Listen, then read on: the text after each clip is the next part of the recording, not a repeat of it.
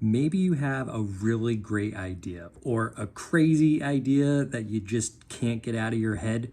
Or maybe you just want to write something down so that you can call something your own, yours.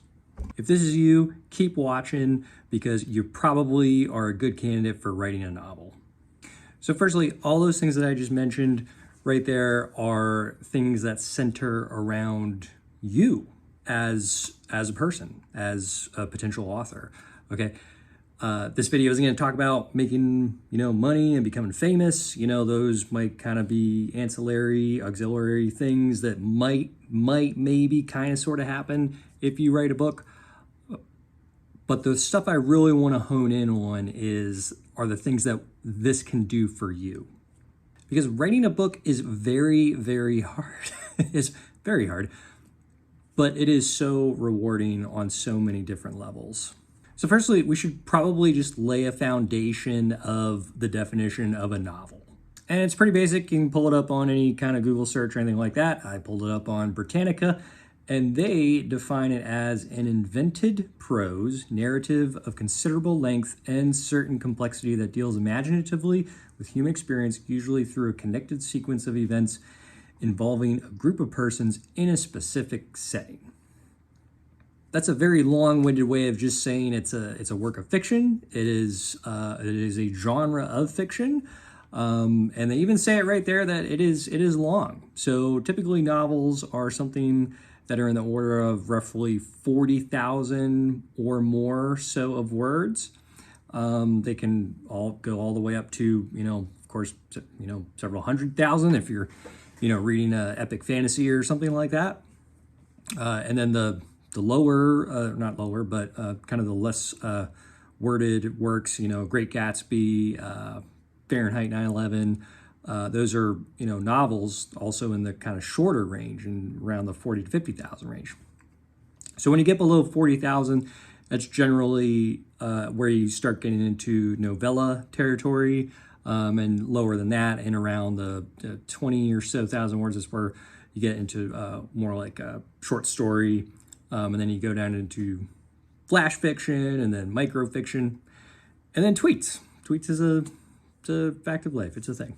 So the first sign that you might want to write a novel is you have an idea that is just nagging the back of your mind and is just, you cannot escape it. Your every waking thought is just bent on this idea. It is literally outgrowing your psyche.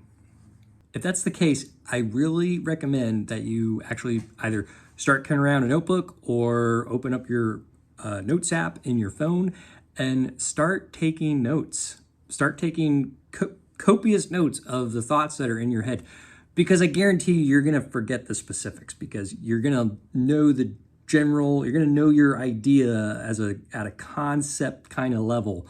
But every time you have a thought, and it's probably going to come when you're in like the shower or you're getting a root canal or something, write it down. As soon as you think about it, write it down, because you are going to start to compile your brain dump. Okay, that is like the first phase of your novel. And if you don't do that, you're never going to start your novel, because you're never going to have enough data, enough information to build on it, to actually build your book. So if your idea is just, bursting at the seams in your cranium here, and, you find that like you are at that stage where you are really writing things down, and you are diligently doing it to remember it, to put things down. That's probably a good sign that you are getting into the direction of potentially being able to write either a long short story, a novella, potentially even a full-blown novel. Because those wacky thoughts that you have in your notebook or your notes app, pretty soon it's gonna start to burst out of there, and you're gonna have to move it to like a Word document or a Google Doc or something like that, and actually like write things down. And that's the point. That's the point where you are like in the danger territory of like writing a novel. That's when you're basically in the zero draft kind of phase of writing a novel, if that's the case. And If you don't write a novel out of all the stuff that you've been compiling in your notebook, now you have a wacky list of thoughts that are, maybe you're not going to make complete use of them, but they are a direct reflection of you. Another sign that you should probably think about writing a novel is you have an idea that is maybe too, we'll say, raw to say it out loud in a very direct way. And what I mean by that is, you look at current events and, things are, a lot of things are controversial to talk about directly. But if you come at it through either a parabolic or a satirical lens, then it somehow adds a layer of a veneer of fiction, of not being entirely with what is currently going on right now, that lends itself to people interpreting it in probably the way that you're wanting it to, through the contemporary lens, but not as, they won't interpret it as harshly as if it's not given that sort of fictional veneer, if you will. So the most effective storytellers in history: Christ, Muhammad, Hemingway, all of these people used satire and parabolic language to take what is happening around them and frame it in such a way that doesn't sound so potentially offensive or hurtful or potentially controversial, as if they would approach the issues head on. So it's not to tiptoe through the tulips around it. Sometimes you have to engage things directly and call apples apples. But in a lot of cases, if you want to get your message across and you have an idea that could be deemed controversial, and again, it's a big idea, it's high concept, think about writing a novel, because you can apply that veneer of fiction over that message and make it more palatable for a general audience to actually listen to and get a good message out of it. Another sign that you may want to approach writing a novel is you think you need some type of therapeutic outlet. And writing a novel might fit the bill in so many ways for you to be able to accomplish that. I mean, think back thousands of years when cavemen were, drawing pictures on caves.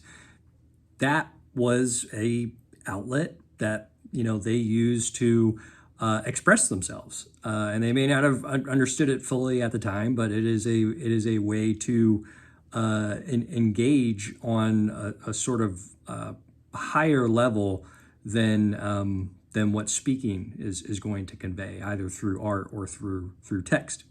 And so maybe there's not a saber-tooth tiger chasing you, or maybe there is, and if there is, try to find cover and, hide yourself or something. But there are definitely worries in the modern day world that keep a lot of us up at night. And potentially used as a hobby, writing a novel or a long novella, something like that, can be an outlet where you can not only express yourself, but you can actually feed that element of your life to make it grow to such an extent that it sort of becomes more central to you. So if you have concerns and worries in your life, they could potentially become minimized and smaller if you devote yourself to things that could potentially outgrow those negative areas of your life.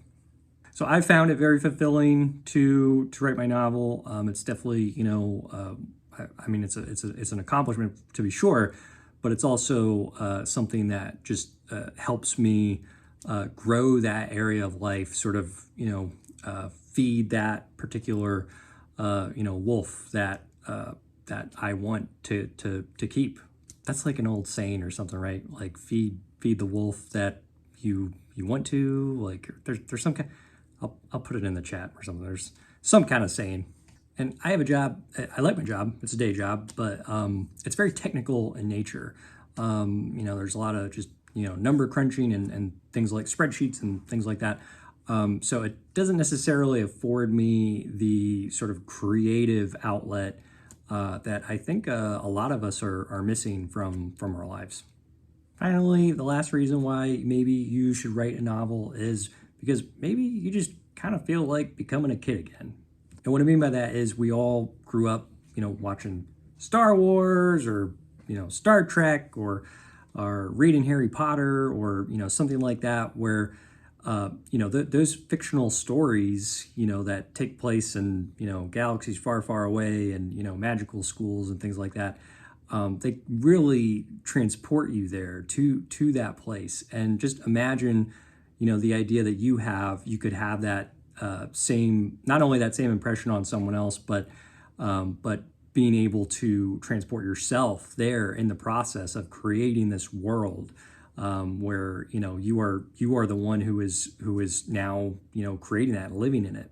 It's like that Peter Pan effect, where he was like a lawyer or something like that, and then Tinkerbell flew him over to Neverland, and then he kind of was able to become a kid again. And you don't need to put on tights or fairy dust or anything like that. You can do this all with your keyboard and your idea, and putting it down on paper. That's all I have for you. If you like this video, please subscribe. Thanks. I'll see you later.